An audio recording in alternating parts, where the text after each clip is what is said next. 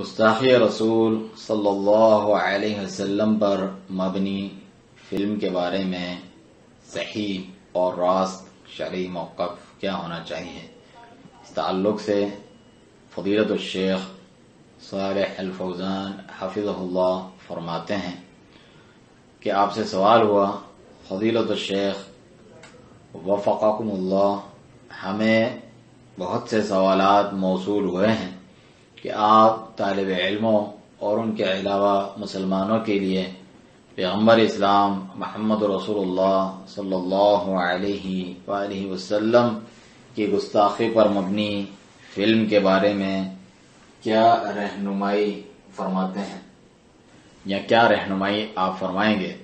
تو اس کے جواب میں شیخ فرماتے ہیں کہ اس بارے میں ہماری توجیہ اور رہنمائی یہی ہے کہ تحمل مزاجی سے کام لیا جائے اور ان مظاہرات بے قصور لوگوں پر ظلم اور اموال کو تلف کیے جانے کے ذریعے احتجاج کرنا جائز نہیں، جن پر ان لوگوں کا رد کرنا یا جواب دینا واجب ہے وہ علماء کرام ہیں نہ کہ عوام۔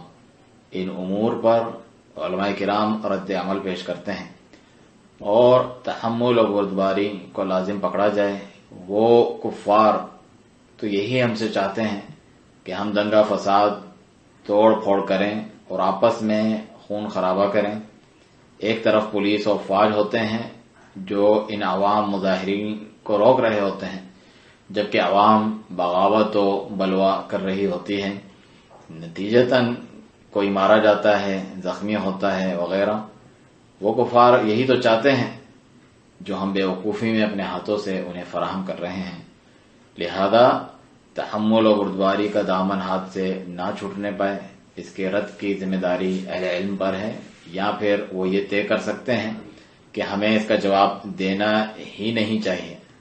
یعنی یہ دونوں صورت علماء کرام کے ثواب دید و بصیرت پر ہے۔ مشرکین تو رسول اللہ صلی اللہ علیہ وسلم کو ساحر، کاہن اور کذاب وغیرہ تک کہا کرتے تھے، لیکن اللہ تعالیٰ نے انہیں اس پر صبر کرنے کا حکم فرمایا، اپنے رسول صلی اللہ علیہ وسلم کو صبر کرنے کا حکم فرمایا۔ نہ انہوں نے مکہ مکرمہ میں مظاہرے کیے، نہ مشرکین کے گھروں میں سے کسی کو منہدم کیا اور نہ ہی کسی کو قتل کیا۔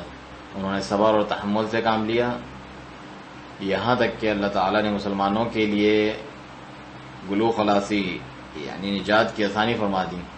جو چیز واجب ہے وہ صبر و تحمل ہے، خصوصاً ان دنوں اور مسلم ممالک میں ان کے سر پہ کھڑے فتنوں اور شر کی حالت میں۔